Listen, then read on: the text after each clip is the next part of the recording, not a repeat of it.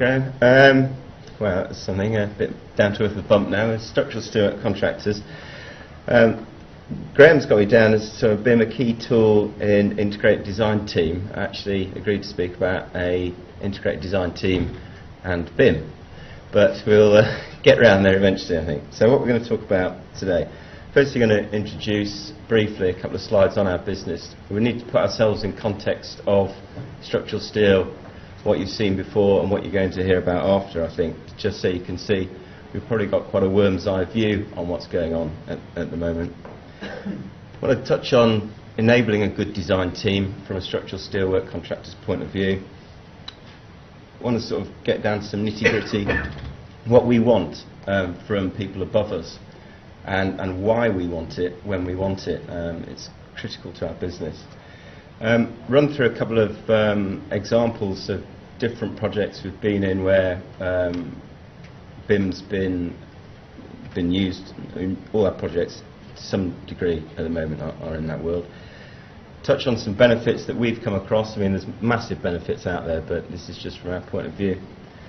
There are some limitations we've come across and risks that we have seen, and wind it up. So, who are we and what we do? This is all a bit time-lapse, isn't it, up here? We're a structural steel contractor, so we'll take a sort of model or drawings, push them into our technical sausage machine, run analysis model, either full frame and connections, start to pull in and integrate other trades that our material interfaces with, which is where we're sort of going with this.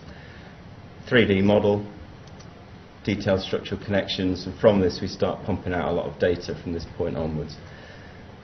Fabricate the steel in the shop, we've got a lot of guys on site, and we put it up. So our business, we see our business as having four key elements to it. A technical business, we are a manufacturing company, we deal in a lot of logistics, be it on-site, off-site, or internal data management logistics, and we're an on-site construction team. So they're our key disciplines in our mind. So, sort of stuff we involved with. King Truss on top of Leicester Tigers stand. It's quite an interesting project. Museum of Liverpool, Bank of the Mersey. Again, this is like an interesting project, but also alongside the odd interesting project, you know, we're a bread and butter fabricator. We represent probably in excess of 90% of the sort of structures that are going up in steel in the UK.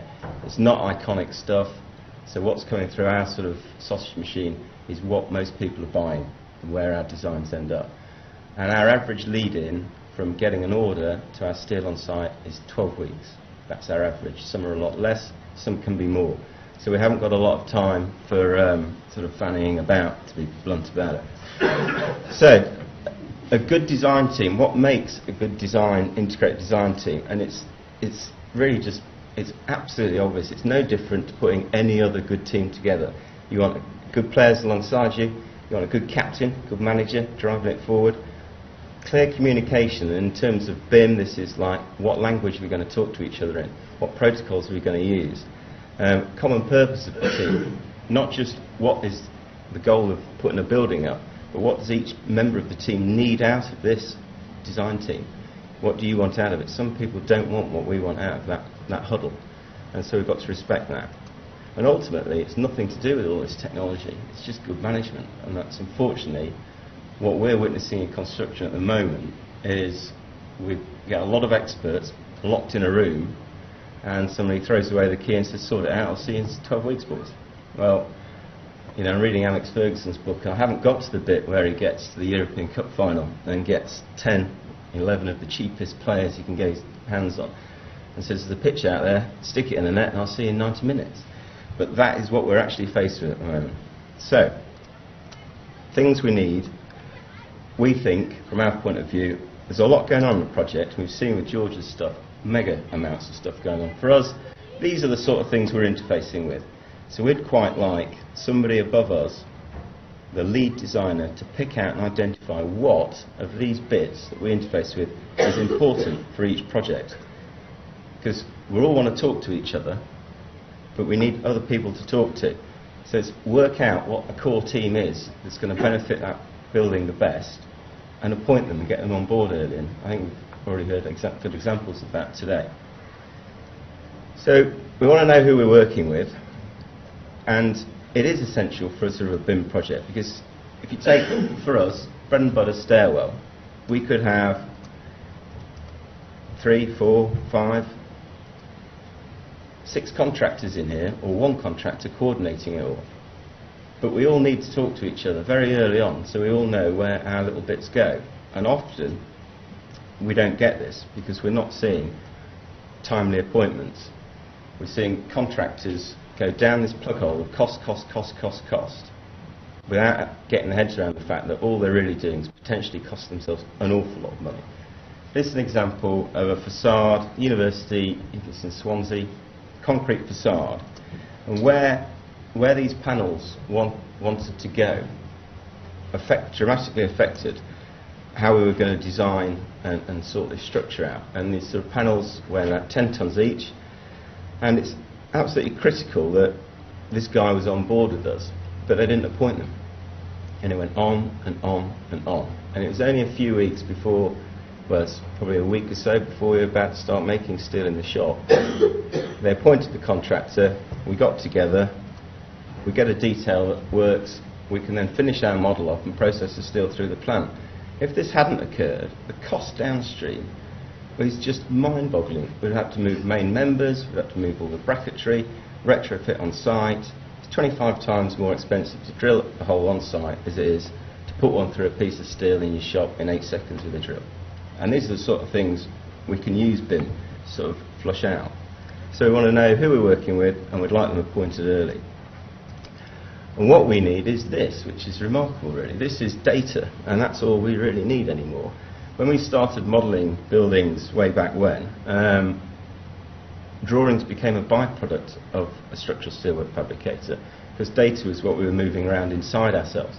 So now we want data pushed in the top of us, and we'd quite like it to be accurate, and we'd like it on time. This is just an IFC thing we've stuck up there. The other thing we quite like is we like it to be relevant. We do receive models from people, and they've modelled fire extinguishers. Quite who's paid them to do that, we don't know, but it's not really relevant to ensuring the structure stands up, but it looks quite good. We need to keep this data up to date, and we also need the structure of it to give the supply chain the ability to constantly keep it up to date. And this is one of the real challenges of working in this sort of wider environment. Clear and concise. I mean, don't send us loads and loads of guff that's not necessary for us. It clogs everybody up and it wastes a lot of time. So why we need it is because when you look inside our sort of business of any fabricator really, from estimating through designing the drawing office, this is just data moving backwards and forwards in different model sets that we're looking at. And in the end, the reason we're using data is because drawings don't drive our machines, and they haven't done for 20 or 30 years now. So we're driving, when a beam comes out of a saw drill, it's probably 60% fabricated. If somebody's really sharp on design, you're talking probably 95% fabricated. So the reason we're after data so much, and we want it right, is that it stops us re-engineering it, stops a lot of costs, and it's what we're actually trading in now, shop hours and data. With drawings onto site. Now this has sort of been called lonely BIM now by a lot of gurus and whatnot. But we've ourselves have been doing modelling like this and using data around our business for 26 years, and we're not alone as structural steel fabricators. I think we're quite sophisticated businesses. So here's some examples of stuff. We've got a job. This is a retail development, 1,500 tonnes, Wales, on site 12 weeks. Got an architect in Cardiff, they've got Revit. Got an engineer in Cheshire, they've got Revit. Got a structural steel fabricator in Nottingham, which is us, and we've got a building modeller, we haven't got Revit, as you've gathered by now, and Tekla Structures. So we've got to get from A, B, C. So again, the team cottoned on very quickly in a few days. We need to get the data around this team and how we're going to do it. Again, agreeing the language to talk to. So the architect and engineer are happy because they're beetling away in Revit. We're not, so we've got to get an IFC file out of Revit, and we then put it in to Tekla Structures. We then take it out of Tekla structures and put it in to our analysis software, Building Modeler. Do some analysis modelling, save a bit of money, put it back into Tekla and create another IFC file and send it back into Revit for them. And that is, at the moment, how most of construction appears to be working, right down at the sort of base level. So we start with a digitally surveyed topographical model, bit of a mouthful, and this is all happening, by the way, in sort of 5-6 weeks. This is an architect's top level model. We'll just sort of strip it down. So digital survey on site is into Revit. Take away the land around it. You can start to see how he's working through it. Start peeling the layers down, and we're starting to get in to see structural elements. So we're into the engineer's Revit model, and then as we peel his onion back a bit, we start to get into, this is our scope of work. So this is sort of Revit stroke Tekla. So we're now we had the ability once a week, this was happening, to ghost all these models in and out through the architect. It's not that easy, but this is what happened. And then we get right down to our bit, as it were. This is purely Tekla now, and this is lotted in the sequence that it would go to site in, and then from here through the machines and ordering steel and stuff like that. So what this enabled us to do with the architect and engineer, unfortunately they hadn't appointed cladders and stuff like that, so this was a bit of a pain on this job.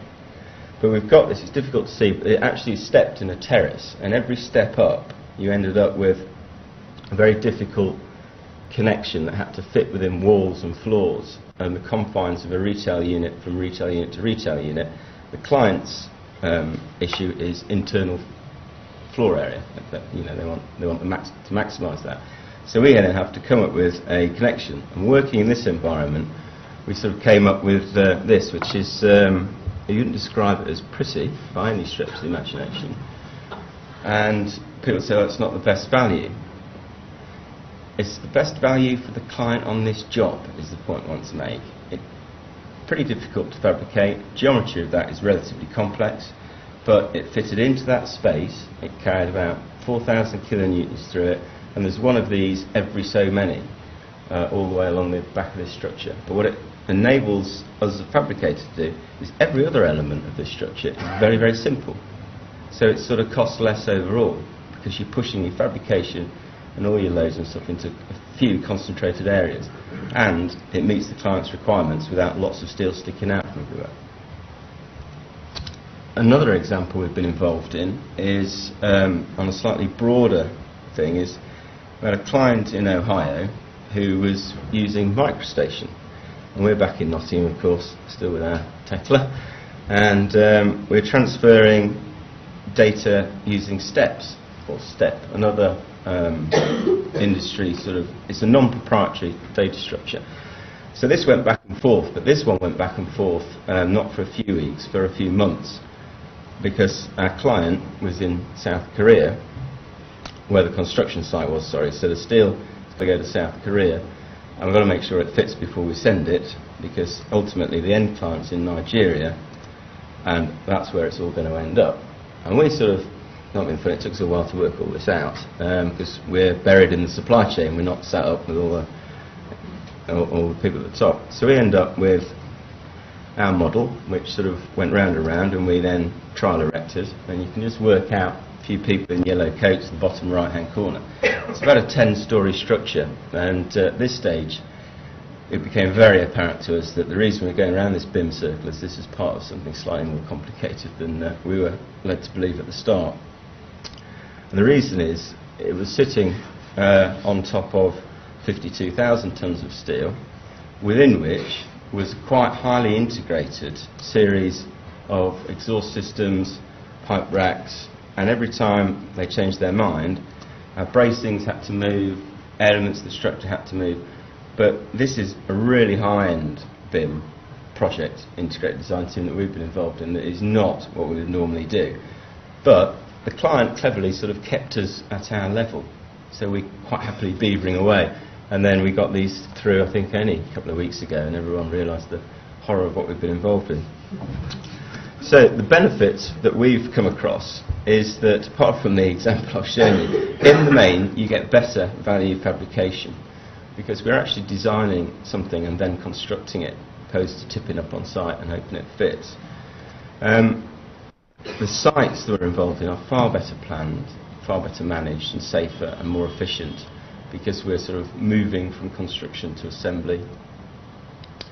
The focus of design team meetings that my technical guys go to has changed dramatically using these sort of integrated tools. We sort of had a bit of a straw poll, and we reckon that 10 to 15% of our requests for information got answered at DTMs when we're not using these sort of collaborative tools, and now it's sort of 60 to 65% plus of the answers that we want, we get at the meetings we go to, because everybody can sort of immediately see what the problem is, so the time is spent solving it rather than the time spent working out what the problem is. It sounds absolutely obvious, but it also brings into play members of the team that hitherto wouldn't really get involved in the collaborative bit of best value design, like a commercial manager, quantity surveyors, who we all work alongside so nicely.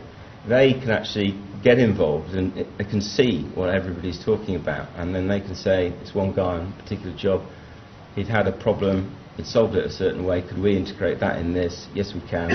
And that helps. So it's sucking in more people than just than sort of the classical team that would be involved in design evolution. And overall, you get a best value solution for the project.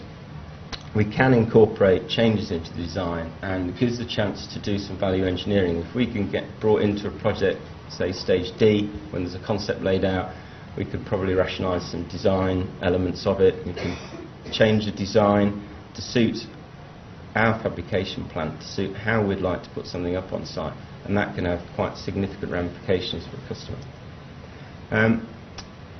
BIM sort of installs a sort of control elements to this management process, of the design process, which is quite anarchic, I think, in construction, because we've got a lot of, above us sits contractors, and above them, and clients, is very free-thinking, creative people who don't like to be pushed through a process.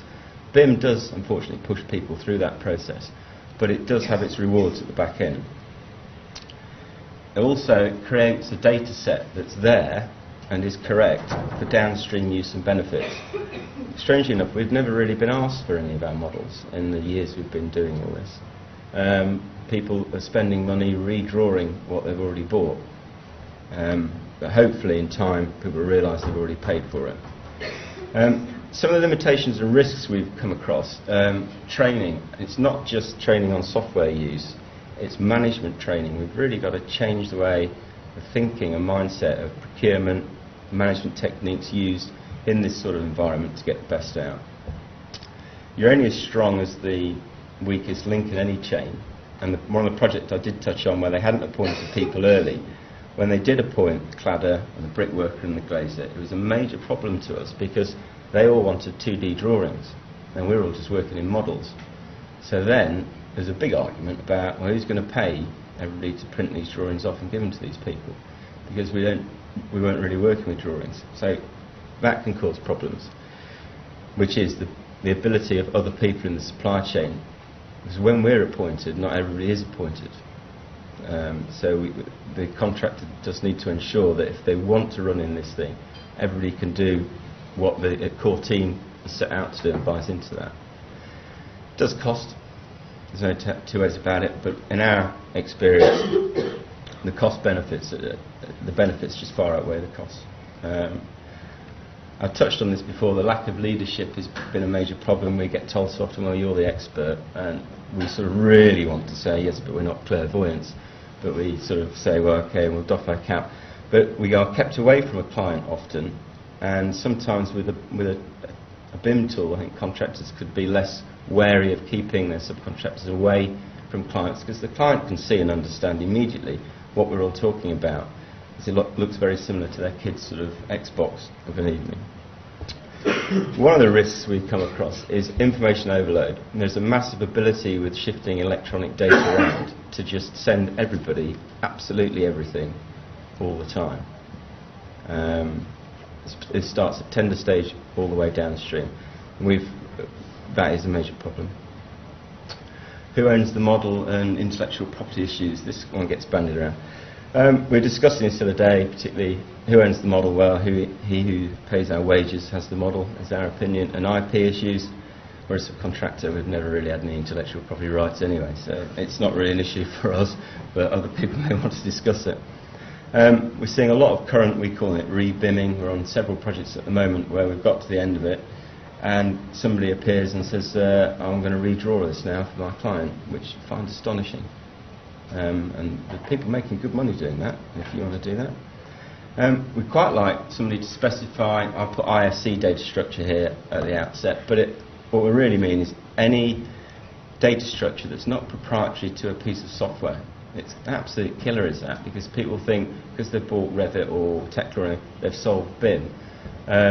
These collaborative tools have been designed not to collaborate with each other, so you need something in between, and something like that would be quite good. Another thing we've bumped into is putting everyone in a room and cranking the handle and saying you're not leaving until we've got a decision is sort of speeding up decision making, but it is also decreasing thinking time. And we do feel as a business sometimes, you know, we're under a lot of time constraints, and we may be putting undue time pressure on people that really would be best if they went away, stared out the window for an hour or two, had a cup of tea, slept on it, then we'd probably get a better decision. So that is a bit of an issue with this sort of environment. We're still seeing the sequential appointment of other team members, i.e. people, you know, will get the bloke with the digger on first, then get the steel boy on, don't need the back the lift man till later. But we do need them because we interface with them, so we'd like a more holistic approach there. And a lot of jargon, isn't there, on BIM and stuff. Been to a few presentations and seen loads of bubbles and arrows and God knows what. And I think if we're really going to move it forward, if we could try and keep it really simple, it would help a lot. I don't know the answer to that one. So in short, we don't think this is working like this is for prestigious projects. Every project we do ends up in, and it's the same for every steel contractor, to be fair, in this sort of environment. Let's get people on board that are the right people to deliver that project for best value for the client. There is a degree of commitment required to stick at this. We have been involved in projects where it's got a little bit too tough and the architect's just crumbled and given up, and then, you know, it's really just ends up a bit of a mess. We'd like people to think about giving us correct data and not drawings. Correct data, you know, we've got instances in models where it looks like a 610-229, but it's made of concrete, or we've got a, you know, we've all been there, haven't we? Let's just do it right once. So, you know, our goal really is, you know, we're like designing, building a digital prototype, re-engineering where and if necessary, make the elements and assemble those elements on site, and that's really what we're driving towards with our BIM and how we're doing it. Thanks a lot. Right.